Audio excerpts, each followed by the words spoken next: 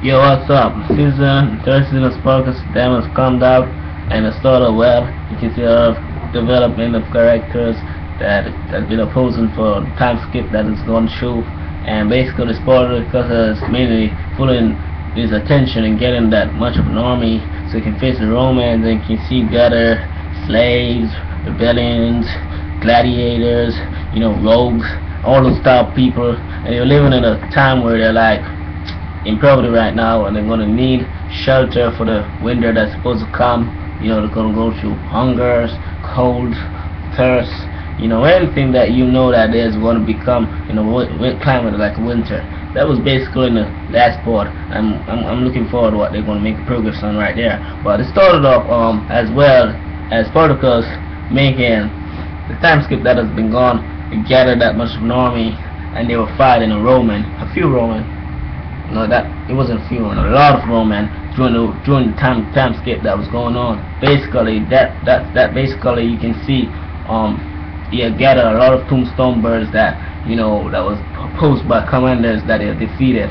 But basically, two commanders got away, and mission was like failed for Spartacus right now because that commander ran back to his bitch hideout, asking for bitch help to a man named Crexus.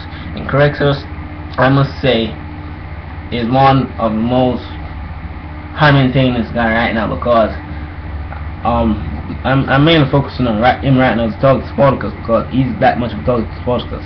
So he has the tendency of like bargaining on a deal with him. Like I want it to offer me 10,000 men, and in order for you to do that, I've capture Spartacus for you and all that stuff. So basically he's like thinking about it, and I think his son was disagreeing to the point that he made a decision with guys like those. And I think his son has disputes against him because his son is like, I think he's getting off his father, but he's too arrogant towards the proposal and towards what he want to become. His father made an agreement and was like teaching him, like he's like saying to his son, you think wealth and power bring you to the top? No, it's by your own will and share with blood and sweat and all the stuff. And his son is like there, like a big sister, like he ain't getting what his father's saying. So he like put him against the slave, and basically he was like so arrogant that he could have been killed if he didn't even win battle. And as far as like this type of person that I said is a great tactician, strategic man that thinks straight through the plan, 4 hours, 3 steps or 10 steps away from Spartacus himself, because the plan of Spartacus has greatly high maintenance. Anyone can understand a plan like that, but his plan mainly he alone understands it, and he's doing this mainly because right now 10,000 men that didn't really went there, those two got killed. Spartacus slaughter, bloodshed like that. Slaughter those two bitches right there. But right now I'm like saying, he is the type of guy that will prove to himself that he is capable of taking out Spartacus, and that's what he did by finding a gladiator, by making him a deal. If you kill me, I'll let you free. If I kill you, I'll kill you.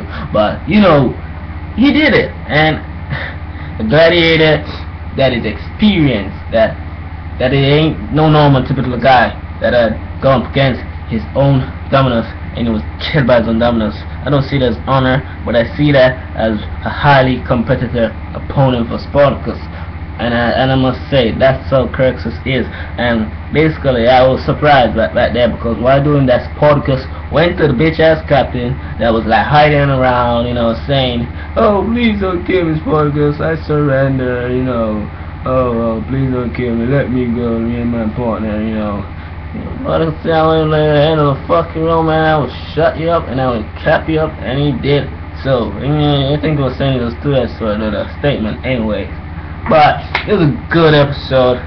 The army that Spartacus gathered right now, because the way Spartacus is living, that he needs to move out of the area so they can go to a safe zone right now. And I must say there was a little few that Aragorn is stirring up, that he ain't the right man that Spartacus supposedly want. But Aragorn, it's Aragorn. He's like wanting a piece of the meat. But it was a great episode.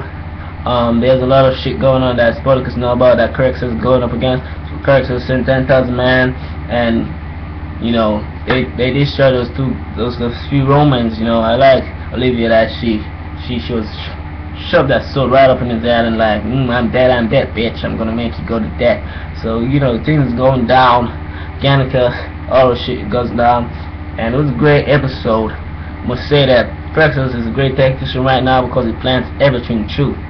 And Spartacus is getting to know it at that point right it is right now. Must say it's a great episode, and you know, just worth dance, I must say.